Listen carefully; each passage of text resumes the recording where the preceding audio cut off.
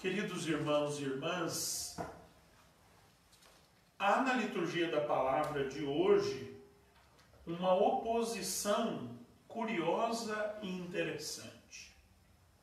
Jesus está no templo ensinando, ainda no contexto daquelas controvérsias que nós estamos lendo ao longo desta semana, e como que o próprio Jesus se propõe uma controvérsia.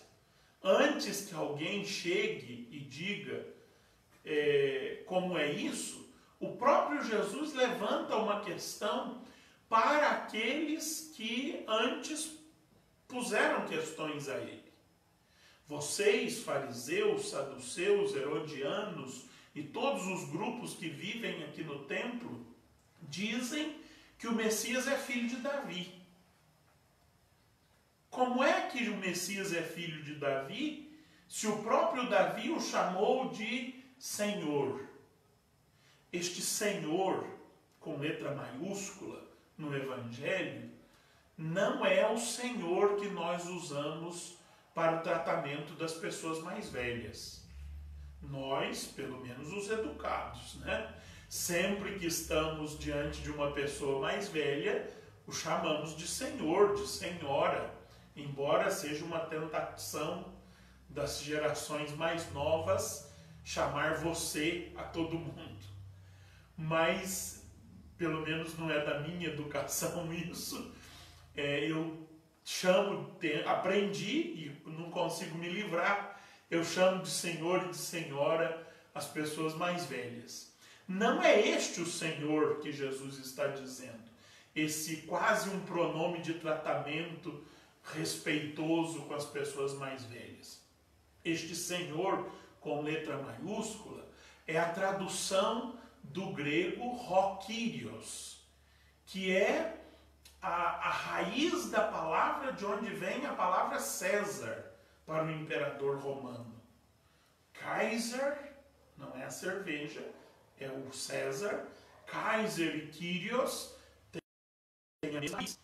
E este Senhor, ho Kyrios, em grego, ele era utilizado só para o imperador e para os deuses do panteão romano. Por isso, Jesus questiona isso. Como é que Davi chama o seu descendente de ho Kyrios? Será mesmo que o Messias é descendente de Davi? Como é que é isso? Mas o Evangelho termina dizendo que a multidão escutava Jesus com grande prazer. Ou seja, a palavra de Jesus era uma palavra agradável. Era uma palavra que, além de ser provocadora, desinstaladora, ela agradava os seus ouvintes e eles ouviam com prazer. Opõe-se a esse prazer aquilo que nós ouvimos na primeira leitura da carta segunda de São Paulo a Timóteo. Quando São Paulo adverte a Timóteo dizendo: aliás, todos os que quiserem levar uma vida fervorosa em Cristo serão perseguidos.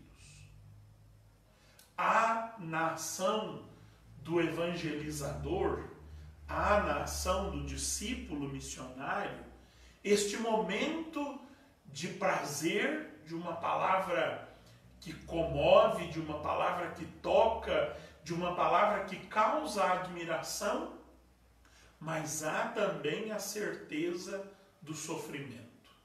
Essas duas coisas fazem parte da vida do discípulo missionário. Ele tem o prazer de anunciar o Evangelho, mas se ele for realmente coerente com o Evangelho, se a sua vida estiver enraizada em Cristo Jesus, ela não será só de aplausos e de prazer. Ela será de sofrimentos e de perseguições. E São Paulo lista para Timóteo as perseguições que ele sofreu e nas quais ele contou com a solidariedade de Timóteo.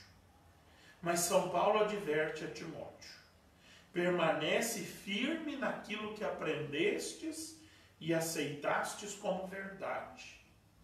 tu sabes de quem o aprendestes.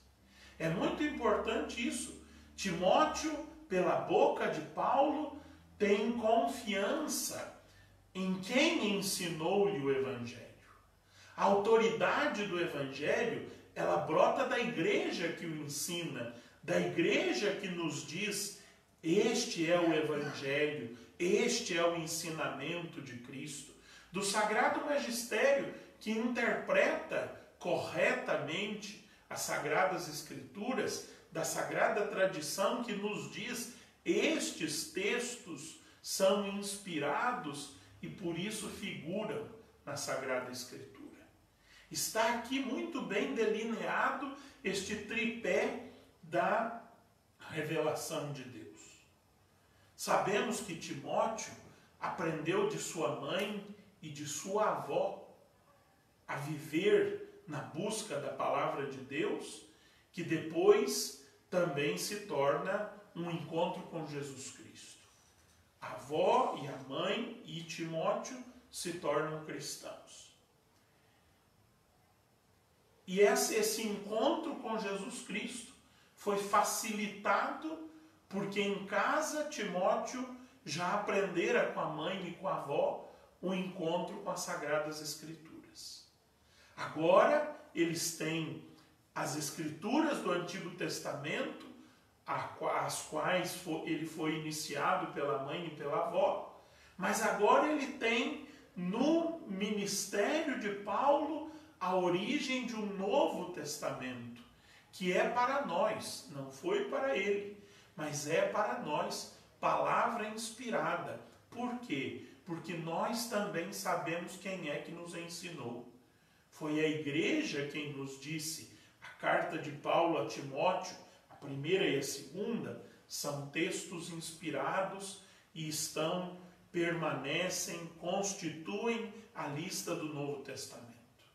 Há outras cartas que não são inspiradas. Pelo discernimento da igreja é que nós conhecemos isso. Temos a certeza de quem nos inspirou. Portanto, acolhamos a exortação de Paulo. Permaneçamos firmes na fé que recebemos, porque não a recebemos de qualquer pessoa ou de qualquer um. A recebemos da igreja de Cristo. E tenhamos a advertência de que, permanecendo firmes, enraizados em Cristo, nesta fé que recebemos, teremos momentos de prazer, momentos em que a nossa palavra alcança o coração e é reconhecida, mas com certeza também teremos momentos de perseguição e de sofrimento. A palavra de Deus não nos engana, não nos faz promessas vãs. Ela nos ensina aquilo que é a verdade. Portanto, permaneçamos nela e tenhamos a abertura de viver estes dois momentos de prazer e de perseguição.